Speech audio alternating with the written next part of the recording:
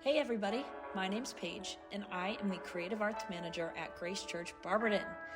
We are so glad you're listening to our Sunday Service podcast. This is the live recording of our Sunday message, and we hope you are so encouraged, challenged, and energized by what you hear. Let's jump into our new series, Follow Me, a journey through Luke. I want to start with this question.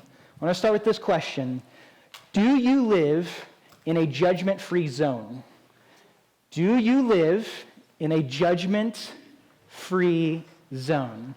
All right, for some of you, right, you're already going to your personal experience, and you're like, no way, right? Some of you maybe are going to others' experiences, and you're like, I just watch the world around me, and there's like no way that I live in a judgment-free zone. Some of you connected the dots, right? And you thought of Planet Fitness, right? Because some of you have memberships to Planet Fitness, right? Judgment-free zone at Planet Fitness is exactly where it's at, right? That's where I got it, right? Because when you go to Planet Fitness, which I used to have a membership at, right? The judgment-free zone was the tagline. It was the thing, right? They have all over the building, right, stamped everywhere. It's a judgment-free zone. There's even stamped across the building, no critics, right? You belong. Like all of these phrases that make you feel welcome to jump in. And why are they doing it? Why are they doing it? Because they're trying to create a gym for everyone to be welcome to. Right? Whether you work out all the time and you're an athlete and you need to be in the gym, or you're someone just getting started and you want to jump into working out, right? There is no intimidation at Planet Fitness, is what they would say, and they want you to jump into that. But I think it's interesting, right? Because I actually think what Planet Fitness is doing is a bigger version of what our world is trying to figure out. Because what Planet Fitness is crying out for is what every single one of us is crying out for. The judgment-free zone. That I can walk into spaces, I can walk into my family gatherings, I can walk into my friendships, I can walk into the school building. If you're in middle school and high school, this is a relevant conversation. I can walk into my workplace, I can walk into my marriage, I can walk into my house and have a judgment-free zone. Not feel judged, not be judged, and be able to live life, right? Jesus in Luke 6 actually speaks to this judgment-free zone. This is what he would say. Do not judge and you will not be judged. Do not condemn and you will not be condemned. Forgive and you will be forgiven. Give and it will be given to you. And I pondered this week, right? All over Planet Fitness, judgment-free zone, right? And I started to ask myself, is Jesus' command being played out better at Planet Fitness than by his followers? I just processed it. I'm not saying one way or another, right? Because it's as much relevant for me as it is for anybody else. Because here's the reality. I think we see that, we long for it, we want it, but it's really hard to know how to live in that. Everybody's crying out for it, but what does it mean? Everybody desires it, but what does it look like? Everybody's yearning for it, but how do I even experience that to be able to give it to someone else? What we're going to jump into today is this, that Jesus, I think, is running into a very relevant, unique, challenging conversation where he might say this: a judgment-free zone is merciful, not critical. And we're going to launch into that and see what does he mean by that. We're in this series, like I said, called Follow Me. And inside of this series, we're looking at the ultra-famous invitation that Jesus gives to each and every one of us, but really gave to his first disciples. That's where we read it first, right? He's walking around, and he's saying, follow me, be a part of what I am doing. And so we're walking through this series for two reasons. One is, if it's Jesus' most famous invitation, we better see what it is all about. But secondly, if I were to be honest, sometimes I hear follow me, and the question I have after that is, what does that mean today? What does that look like today? Does it mean to be good, to be better, to do good? Does it mean to go into ministry? Like, what does that mean for me? In this entire series, we've been saying this, that follow me is not just an activity, it is an identity to be embraced. Because once I embrace the invitation of what Jesus is inviting me into, activity will follow out of that. I will start to live out of what he is inviting me into when he says, follow me. Because who you follow tends to be who you become. Who you are around, right? You can talk about this with friendships, you can talk about this with family, you can talk about this in all sorts of realms, tends to be who you become.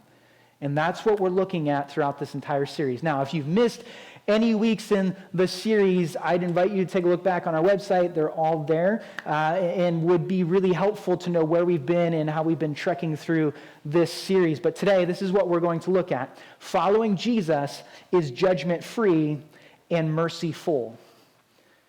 Following Jesus is judgment-free and merciful. Luke 6 is where we're going to be. We're going to be right in that passage. Verse 37 is where you can turn your Bibles. It'll all be on the screen.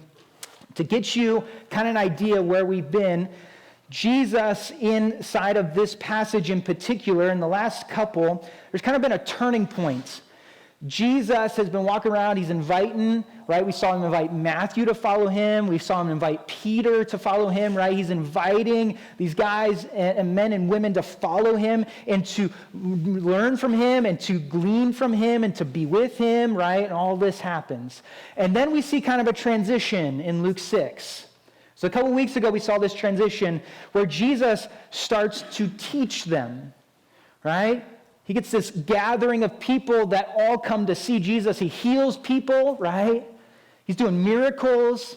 And then he turns to his disciples and he has this conversation with them. And scholars often call it the Sermon on the Plain, right? Instead of the Sermon on the Mount, the Sermon on the Plain. And what Jesus does is he turns our idea of what it means to live on this earth upside down. Now, what Jesus is doing is he's introducing to us a different kind of kingdom, his kingdom, and what it looks like to actually follow him. If I am following Jesus, then my life is going to look this way. I thought Charles did a great job last week at kind of introducing a really hard topic, loving your enemies, right? Things like that. What does it mean to do that? And Jesus goes right into it. Because what Jesus did for us looks very different than how I often, in my human nature, wants to do towards others. And he teaches us that. Now, we're going to be in Luke 6, verse 37 and on. But I think we would miss something if we didn't start in verse 36. So we're going to start in verse 36, and then we're going to let it play out the rest of that passage. So, Luke 6, 36. As Jesus is inviting them to follow him, he's describing what it looks like. This is at the end of last week's passage that we looked at, loving your enemies. This is what Jesus said, be merciful, just as your Father in heaven is merciful. Here's the reality. I don't think do not judge and do not condemn hold any weight without mercy involved. I do not think do not judge and do not condemn hold any weight without mercy involved in us understanding the picture of mercy. I was reading this, right? We're going like passage by passage. We're doing a little bit verse by verse here. And what I found is this, right? We often read section by section. They didn't write that way. And I think if we lose sight of this verse, we miss the power of the passage and the section that we will be in inside of today. Because Jesus says, be merciful as my Father in heaven is merciful. He is saying this, that God, our Father, is merciful towards us. Where would he get that from? Exodus 34 is a great place to start. Exodus 34, verse 6, this is what we see. Moses has this interaction with God. God presents himself to Moses and verbally shares with Moses who he is. The Lord passed in front of Moses, calling out Yahweh, the Lord, right? That's his name. We've looked at a series before where we've talked about this passage. His name is Yahweh, the Lord. I am who I am. He says this, the God of compassion and mercy. I am slow to anger and filled with unfailing love and faithfulness. And what we see here is this, that mercy is not some concept that is out in the middle of nowhere that we're trying to grab a hold of. Mercy is not just something that God is trying to garner up inside of him. His first introduction to who he is that he is compassionate and merciful and gracious towards us. It says, this is my name, and how you know that is because in the innermost being, this is who I am. Because mercy, and what we see God displaying in mercy, is he's pointing us to something better. It changes us. It makes us new. And it is all based in his character and who he is and how he has approached us. The heart of God is to lavish mercy onto us. That's what I love about this passage. God doesn't say, I'm distant, uninvolved, or I'm tolerant. We can just kind of do whatever. He's like, I'm present, and what I want you to know is I am merciful, gracious, compassionate. That is my heart. What we see later on is this, that in that passage in verse 7, we also see that God, who is a holy God, he is set apart, is also just. Our God is just, that he holds righteousness to the forefront, that he will one day make everything right, that one day he will make everything clean. He will one day make all that is evil good. And our God, who is just, is so just that he would present us with mercy instead of the fullness of his justice. That the reality is this, right? Jesus died on the cross so that we could experience the Father's mercy. And one day, we will see God's justice come in full. We will. We'll see everything that is wrong turned right side up, and yet he is patient with us, offering us this mercy. I heard mercy defined this way. Mercy is love running into misery. Mercy is love running into misery. Right? And misery, right? Biblically, we would define that as sin. Whether that is sin you're living into or others' sin that's impacting you. You and I live in a world that is full of misery. And instead of looking at us and pushing us to the side, instead of looking at us and shoving us away, he decided to run into it and get messy with it by sending his son, Jesus. Jesus came into this world ultimately so that we could be forgiven. Mercy decides to get messy. It doesn't excuse it, but instead forgives it. I remember I was in college and I got my first big boy job, right? In high school, I had all these jobs with family friends, and I applied to work at the rec center at the school that I was at. I was in there, got through the interview process. They offered me the job, which was a miracle in and of itself, and I got hired. And the first thing that we had to do was meet with our supervisor.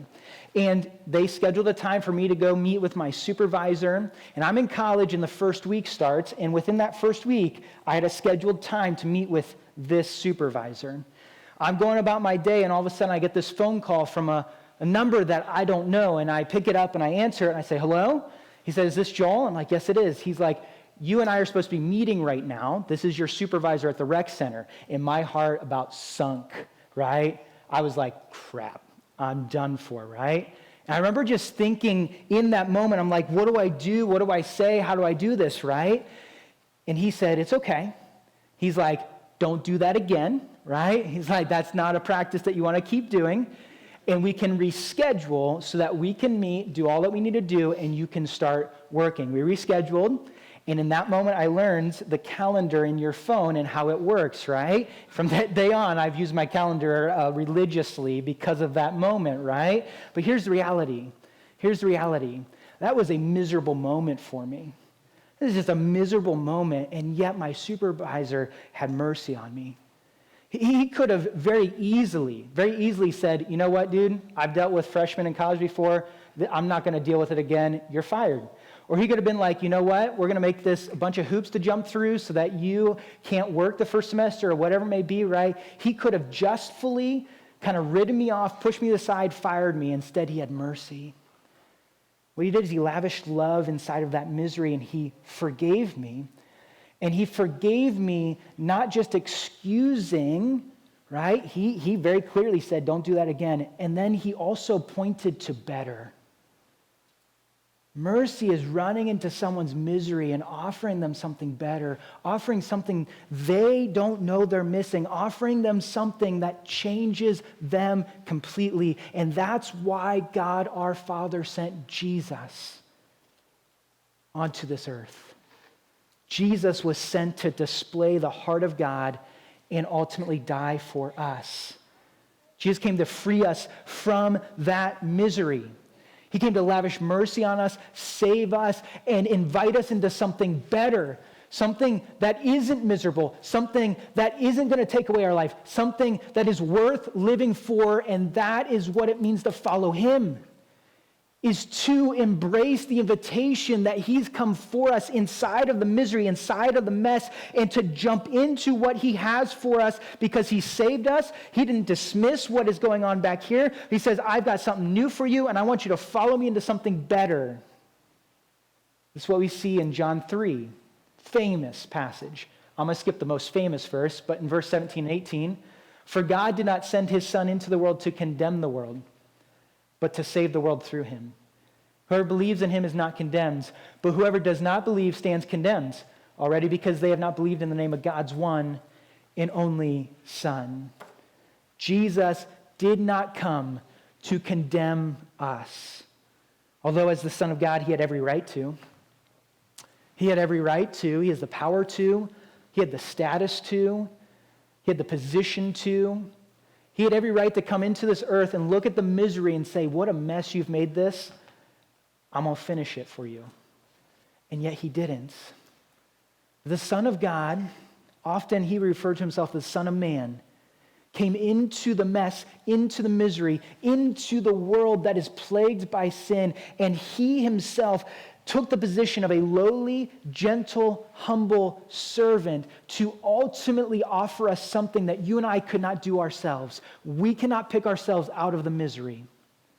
And in doing so, on a turn, on the flip of its head, he used his power, his status, and his position to save us instead of condemn us. The Holy One of the ages came into the world to use his holiness not to destroy us, but to make us new.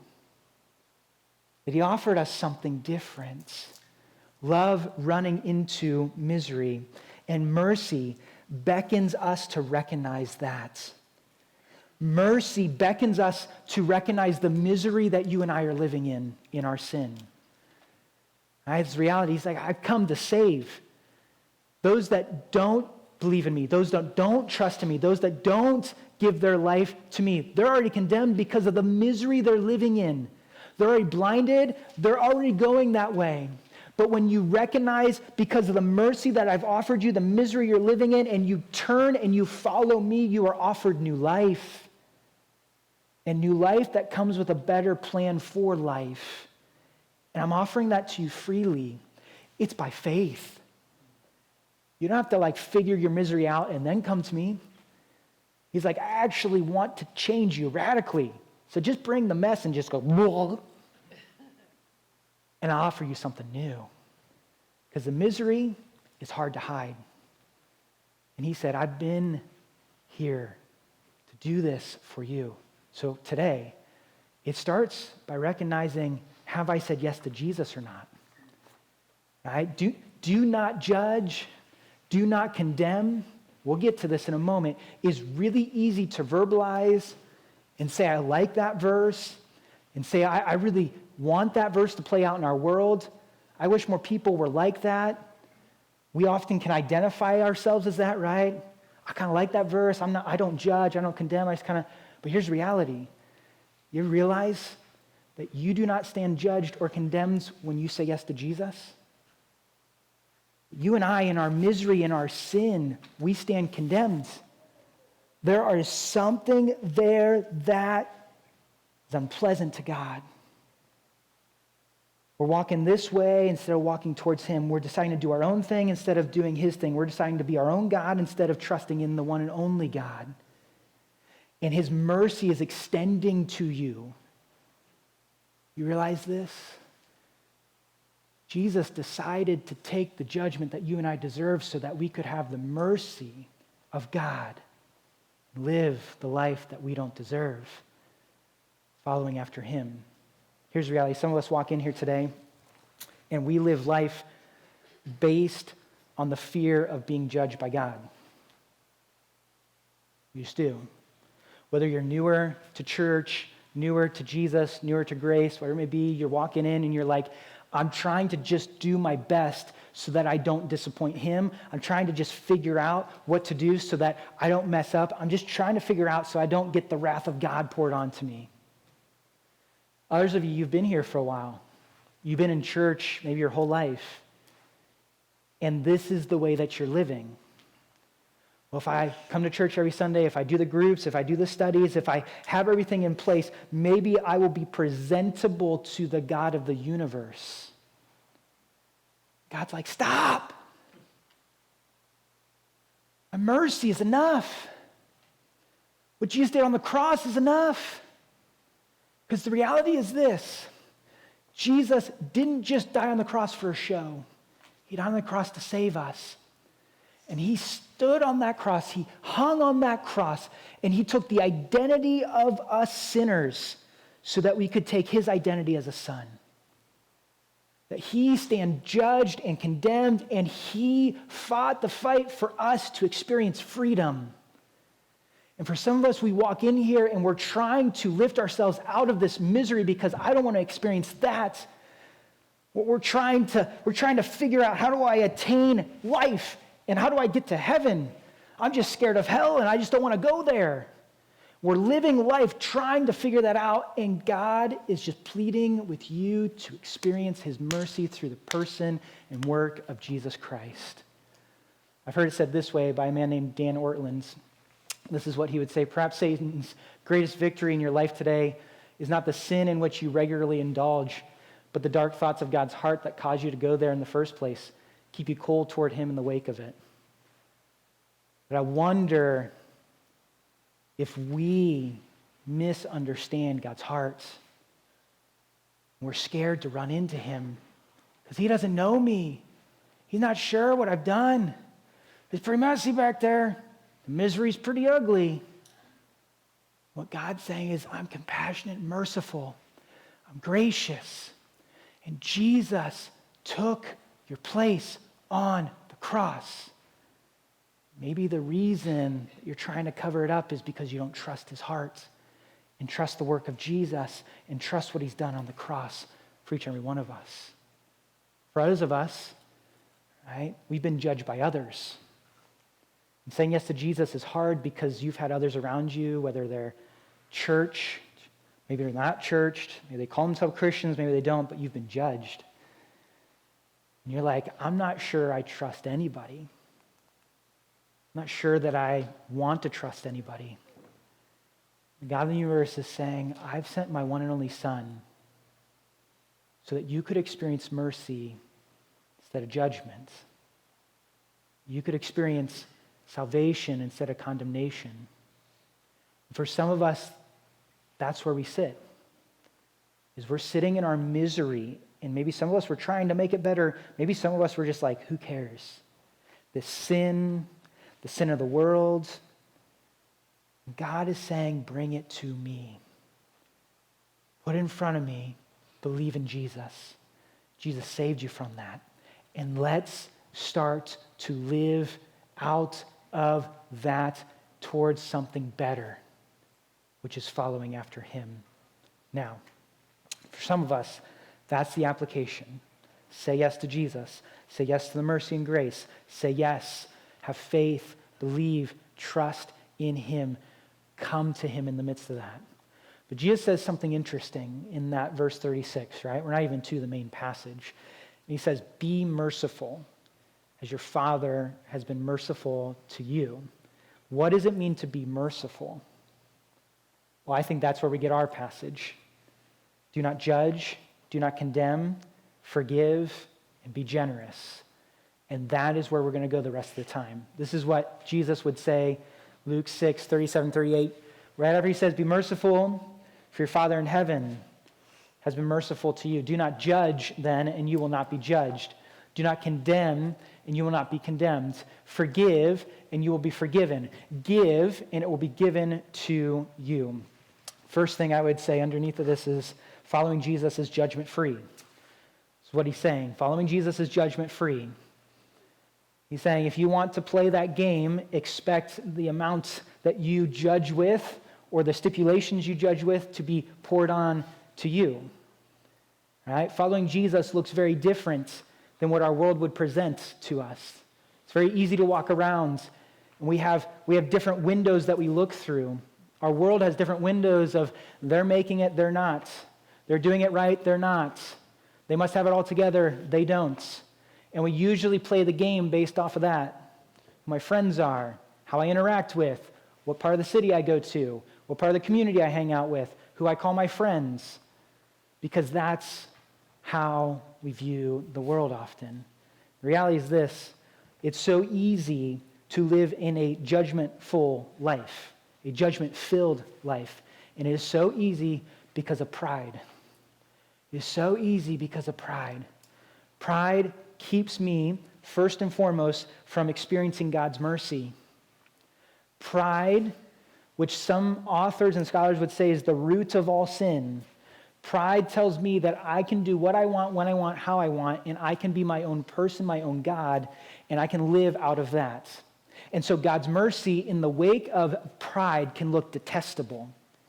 I don't need no mercy to save me. I've got this figured out. But it starts there. Pride keeps me from experiencing God's mercy, and it also keeps me from lavishing mercy onto others. Others are distant. Others become out there.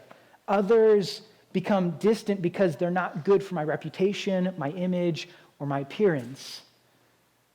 Because I got to maintain something here inside of me. Pride leads to judgment, creates those barriers that oftentimes are external measures without getting to the heart, right? And judgment can look a whole different slew of ways. Judgment according to appearance. Judgment according to appearance, right? A really, really, really tense one. It's a big one. Our world's grappling with a lot of these things. Judgment according to appearance, racially, ethnically, it's been a thing our country has struggled with. Where we can have preconceived notions, where we can have preconceived thoughts, or we can have preconceived opinions just based on how someone looks, or maybe where they're born, or the color of their skin. That's deeply unfair. You can do appearance based on socioeconomics. This goes both ways. Someone is fancy-pantsy, got the suit and tie. We can make preconceived judgments on what they're doing with life and how they're living. Same with someone that just can't make it, doesn't have the car, doesn't have the stuff, doesn't have it all put together, right? We can do this across genders. We can do this across generations based on pure appearance. That's why I love Grace Church's value of next generation. We value next generation, right? When you look at the next generation, we should see first and foremost, they're a gift. They're a gift, a joy, and that ultimately they are a part of God's plan, right? I can struggle with this sometimes too, right? You're like, why are they doing that? My kids are doing this or that. I'm like, why are they doing that? You're just being a kid, right? Oh my gosh, right? We can have judgment across appearance, and it usually is derived from pride. I'm better. I got figured out.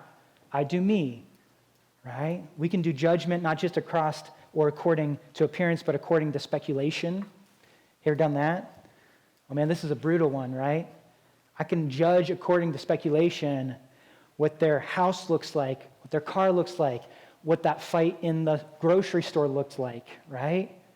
I can judge according to that. I got mixed up in this, and I won't go too detailed into the story, but we live in a neighborhood that we've gotten to know a lot of people in, but obviously there's some people we haven't gotten to know yet, and there's a specific house that's around us that has an appearance, right, that you would maybe look and say, I'm not so sure they have it all together. Maybe there's some sketchy things that we have experienced around that house, whatever you may say, right? But that house in particular, I keep my eye on. And then this week, and I don't think it's coincidence that God does these things, but this week I got a chance to look out my back window, which is like the biggest window in our whole house, right, of course. And I'm looking, and I notice that this family is rolling an elderly person, I assume, out of the house in a wheelchair, looks like in hospital gowns per se, into the car, mustering enough energy to get them into the car to go to, I assume, a doctor's appointment. I speculated everything based on appearance, based on what I saw in their yard, based on the activity. I don't know the full story. God actually got me to meet one of the family members that lives there this week. I'm like, changed everything. It was pride. My house looks great. My yard looks fine. I got everything figured out. Oh, but them, right? I don't know what's going on in their house.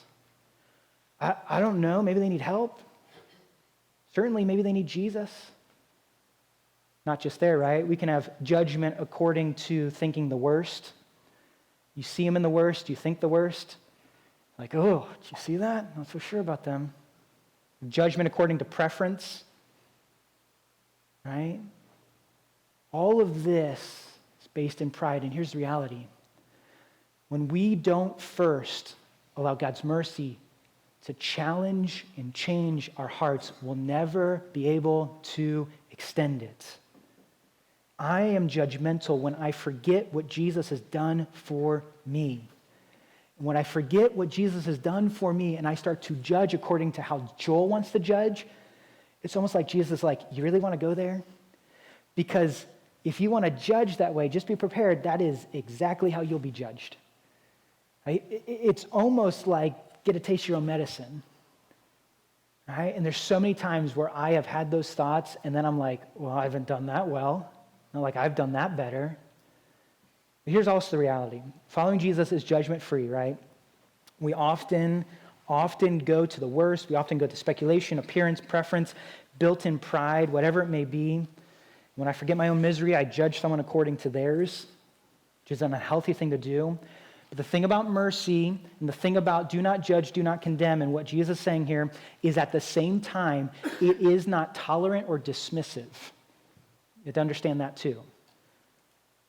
When Jesus says do not judge, do not condemn, he says be merciful, what he's saying is not let's be tolerant and dismissive of the misery that maybe we're living in. I think this verse gets pulled out of context a lot. Right? I'll talk to unbelievers and believers, and usually the verse people go to is not John 3:16, right? It's not the ones that maybe we talk about a lot in here. It's this one. They're like, the one thing I like about that Jesus guy is that verse, do not judge. I think we could have a little more of that. I'm like, I kind of agree with that, right? I'm like, yeah, he says that. That's cool. Do not condemn. Like, that's what I like about your God or about your Jesus. Or I'll even hear that amongst church folks. They're like, I just try not to judge someone else and the lifestyle that they are living, right? And we kind of blanket statement these things. We don't ever consider what is Jesus trying to say inside of this. Is he saying then we can just live however we want, and as long as we're kind of doing some of the right things, then we're all good and everything's fine, and we'll just kind of do life together in that way? And I don't think he's saying that. I don't think a judgment-free zone is defined by doing whatever I want, but rather a judgment-free zone is lavishing and defined by lavishing mercy. And here's the example I'll use. We'll go back to Planet Fitness. I've had a membership there before, right? I've walked in, and I've felt welcomed, right? I welcome you. We have one in Barberton here if you're looking for a fitness place, right? But here's the reality. If I were to walk into Planet Fitness, they have trainers, they have some seasoned people that go there, right? And I start to lift. And I start to lift, just maybe I've never lifted before, maybe I've never had athletics before. I'm just trying this thing out for the first time. And I start to lift, and I'm putting some weight on there. And it's like the bench press, right? Or it's maybe the squats. And I got some weight on there, and I start doing it. And I start like going like this, or I start kind of getting wobbly and trying to do different things like this, right? Can you imagine if someone walked by and be like, yo, man, judgment-free zone. You just keep doing you just keep hanging out, you just keep doing what you think you should do, right? It's all going to be fine. And later that day, I break my arm or break my leg because I wasn't lifting right. That'd be silly. A judgment-free zone for the trainers that are there. Doesn't mean we just kind of let whatever happens happen and we just kind of stand by. No. A judgment-free zone is a lavishing of mercy. I think oftentimes we can see that situation play out in life. We have someone who's living in misery and they're trying to lift the weight, but they don't have the technique. There's too much weight. It's just not going well. They're doing it all wrong. And we can do one of two things. We can either distance and condemn, or we can address and criticize. Right? Can you imagine, like, if I'm lifting like that, and you just got these seasoned people over here, they're like, oh my gosh, can you believe that guy? That guy's a moron. I just can't believe that, right? Or you have the other guy that's like, dude, let me tell you what you're doing. You are a messed up person, right? They come at you, and they're just yelling at you, and they're like, you better start lifting better, and you better start doing this and that. I don't think Jesus is telling us to do either of those, but I also don't think he's telling us to stand back and just assume, oh, it's all going to be okay. Mercy would say this: if you keep lifting that way, you'll miss something better, and you're going to hurt yourself. Now, let me just come up. Can I help you with this? I see you have a need. I see that there's something off here. I see you're trying to find kind of what to do inside of this place. A judgment-free zone isn't stand off in the distance and kind of look and say, ugh, or just look and kind of bypass. It is pursuing the misery that person's in under the bench press or the squats and saying, I have something better. And that's exactly what Jesus does for us. He sits in our misery and he looks at us and he says, I have something better for you. And if you keep living this way, you are going to hurt yourself. And I have something to offer you. Will you listen to me? Will you trust me with your life? Will you trust me because I died on the cross and rose again and we'll continue to live life together? Right? A judgment-free zone is not tolerance and dismissiveness. It looks more like mercy through listening and loving and understanding and leading out of that. Right? Following Jesus is not follow a bunch of morals and make sure everybody else follows them. It's leading in mercy. Following Jesus is also not minimizing sin, but leading with mercy. It is running into the misery to offer mercy. Why? Because Jesus ran into our misery and offered us mercy. I have no right to tell that person who is lifting that I know what's better because of how I have lived life. I know it's better because the trainer, Jesus, told me there's something better for you. And I get to offer them that. And I get to invite them to something better. Listen, for some of us, right? For some of us, that's real tense. That's real tense because we like to do what we like to do. And following Jesus, right, comes at a cost. But if I trust Jesus with my salvation, then shouldn't I be able to trust him with my lifestyle? And am I okay with a Jesus that might disagree with me at times? And here's the reality. You get down to it, mercy gets messy. It's not always easy. And yet it points me to something better. So the second thing I would write down is this. Following Jesus is merciful. Right? Jesus invites me to follow him in his mercy. Not perfection, not pride, not how good I am. Follow me by experiencing his mercy and extend it. Because the more I experience it, the more I'm going to extend it. The more I extend it, the more I will experience it. The more I experience it, the more I'll extend it. As you and I extend it, we will experience his mercy all the more. Because we will realize the deep need that you and I have for him.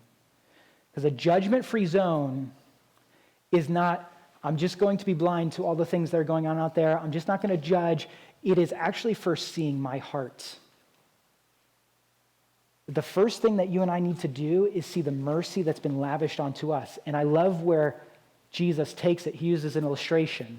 This is where he goes in Luke 6, 41, 42. He would say this: why do you look at the speck of sawdust in your brother's eye, pay no attention to the plank in your own eye. Okay, now listen. This is just an illustration, okay? Right? You and I don't walk around with literal planks, but Jesus is a master at illustrations. He's like, how ridiculous can I make this? Right? And when you see this, it seems ridiculous, but just kind of take it to your heart and take it to life. It ain't that ridiculous, right?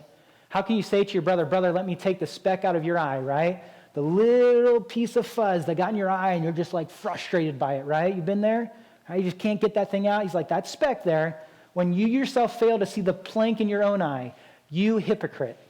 First take the plank out of your eye, then you will see clearly to remove the speck from your brother's eye. It begins by recognizing there is a plank in my eye. There is deep-seated sin in my heart, and the only reason that I am saved and can live out of that is because of what Jesus has done for me. And if I'm going to address anything, I better first start with my own heart. If I'm going to help a brother or a sister out with the speck in their eye, I better start by looking at the plank in my own heart, my own eye. Because that is where it often gets really messy in a not so healthy way. Because when I start addressing everybody else's and I'm not willingly looking at what's going on in my heart and allowing the mercy of God to change me so that I can run into someone else with mercy and offer them something better. Offering them Jesus. I love what Paul does in 1 Timothy 1. I was there this week, 1 Timothy 1, it's not on the screen. This is what Paul, who is a seasoned apostle, is writing to a young pastor. He says this, here's a trustworthy saying that deserves full acceptance. Christ Jesus came into the world to save sinners, of whom I am the worst. In another letter, Paul would run through the litany of different things that would make him, in his society, in his religious upbringing, the best. So why is he saying he's the worst here? It's because of the sin that's in his heart. But I love where he goes. He's like, Jesus came to save sinners, of whom I'm the worst, but for that very reason, I was shown mercy. Why was he shown mercy? Because he was the worst of all sinners.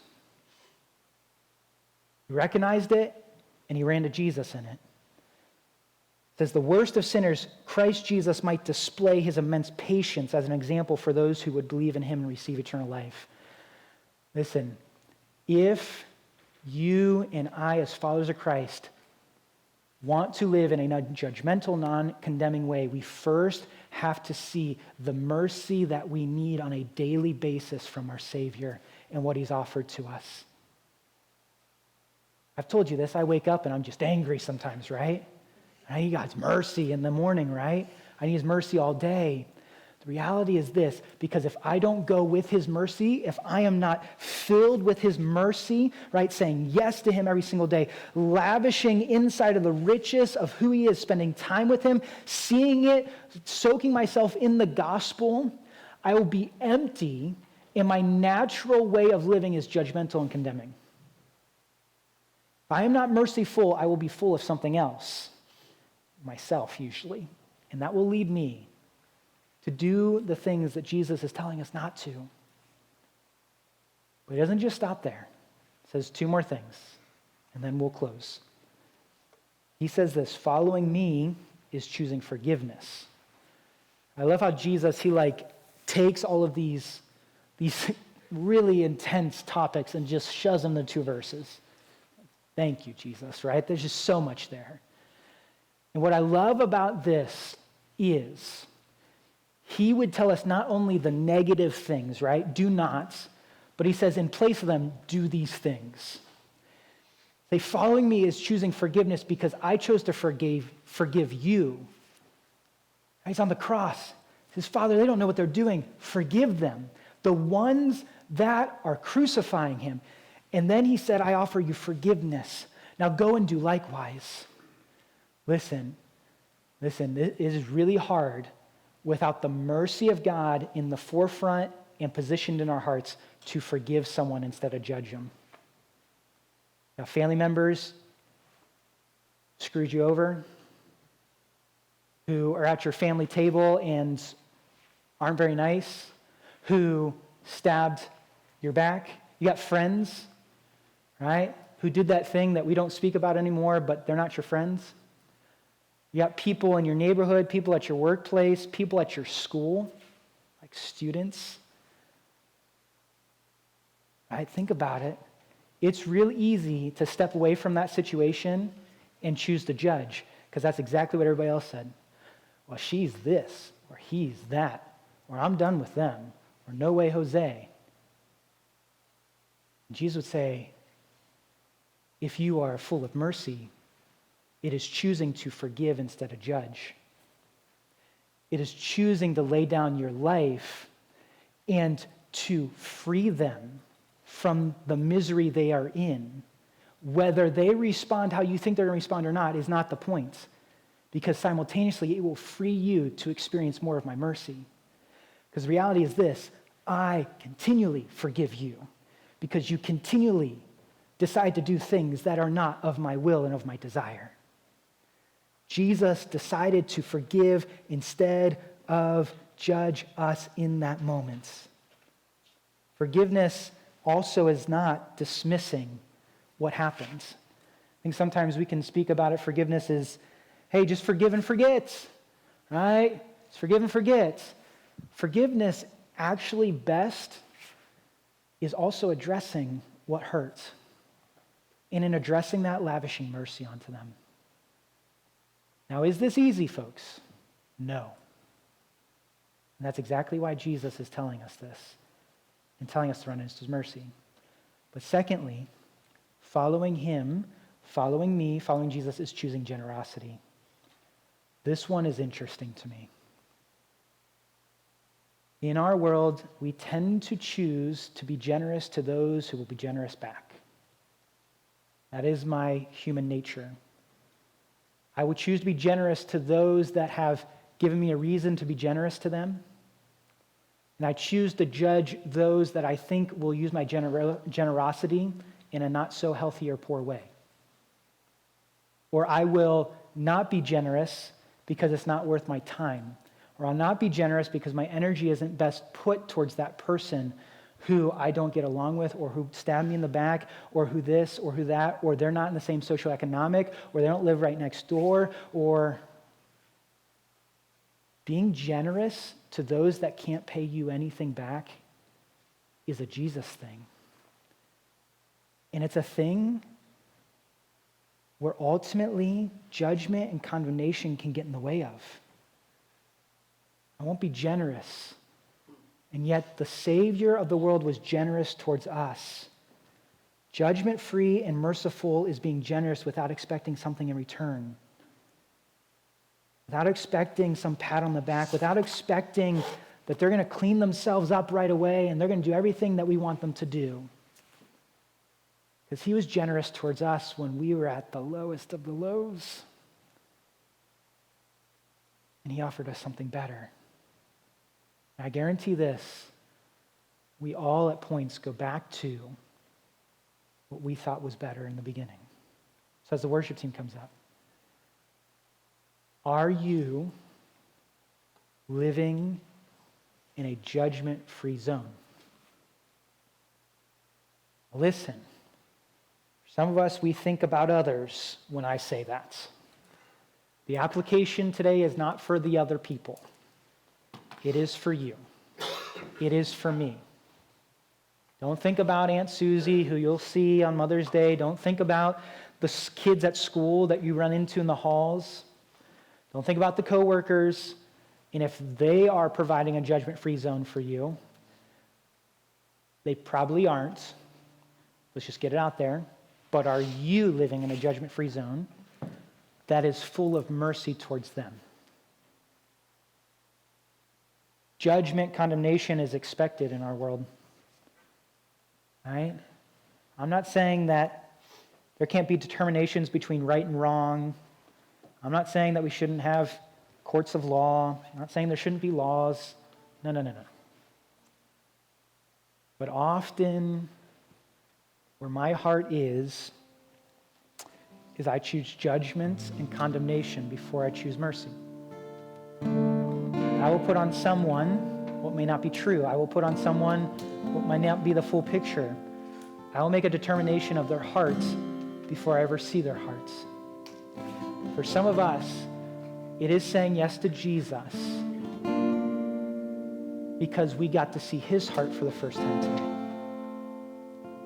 His heart is full of mercy, grace, and compassion, and he boldly addresses the misery that you and I are in and offers us his life. He says, have faith.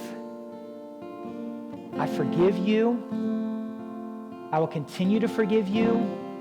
And I want you to continue to follow me in that. And for some of us, it's saying yes to Jesus for the first time. Embracing the mercy and the grace that God's given us through Jesus, living the life that you and I cannot live, dying the death that we deserved, and rising again. Because unless you've experienced the mercy of God, you and I will be grappling for the rest of our lives with how to extend mercy and grace and goodness to others. But for some of us, it's saying yes to him for the first time. For others who around you needs to experience a merciful experience. Who are you currently judging, condemning, pushing to the side? What's the point? They'll never receive it. They'll never be around. It's not worth it. They're too much of a mess. They're too much in their misery. Start to do that, start to get into scary territory. Who around you is God opening your heart and your eyes to extend mercy?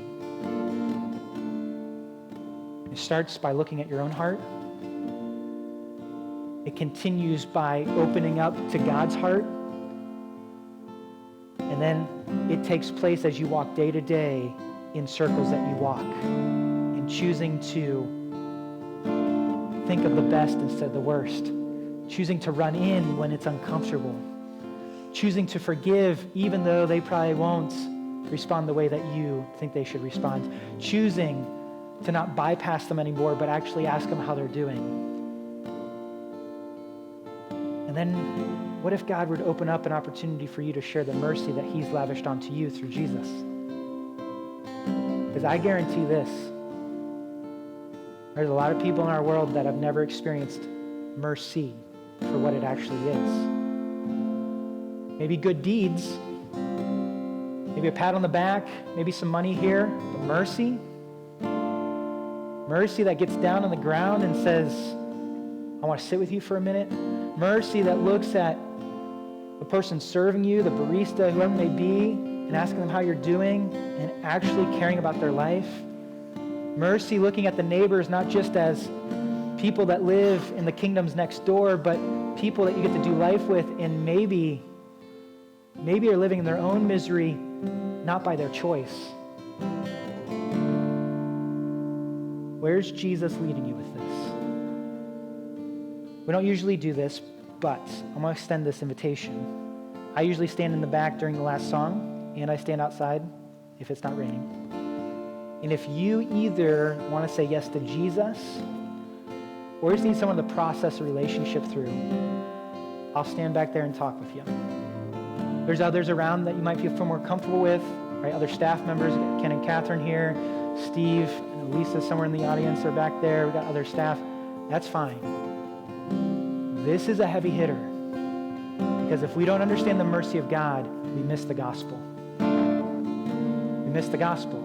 And what we're doing here is just some religious activity that we get a lot of hoorah around. Mercy of God allows us to be here, and it motivates me running into the messiest of the messiest. So Father, as we go into this last song, would you wreck our hearts? Father, who ran out to meet us when we came running back home. Father, who stays awake at night, quote unquote, yearning for us to be in relationship with you. Father, who sent your only Son to take our place, not to condemn. Father, who wants better for us, not in and of ourselves, but through Jesus. Father, who sees our misery, knows what's going on, knows what's happening, and yet still yearns for us to be with you. Father, you don't just desire that for us, but you desire that for our community and beyond. The some 16,000 that sit in our community that do not know Jesus, would say they're religiously unaffiliated. For whatever reason, Father, would you wreck our hearts for them? They are not just some this and that and push them to the wayside. They are hearts that need you. Would you wreck our hearts so that we would be moved into the spaces where you want us to do your work and make disciples, Father? Make this about yourself, not about us. Father, we're grateful that you love us so much that you would lay down your life for us. So as we sing this last song, Father, would you make it very apparent where this plays out in our life? Spirit, we ask that you cover over this room. Pray this in your name. Amen.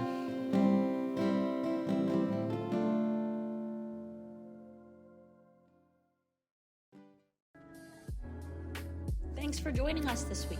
If you'd like to reach out and connect with us or hear more about Grace Church, you can head to barberton.gracechurches.org for more information. We meet in person at 10:30 a.m. on Sunday mornings at 629 Wesleyan Avenue in Barberton. Have a great day.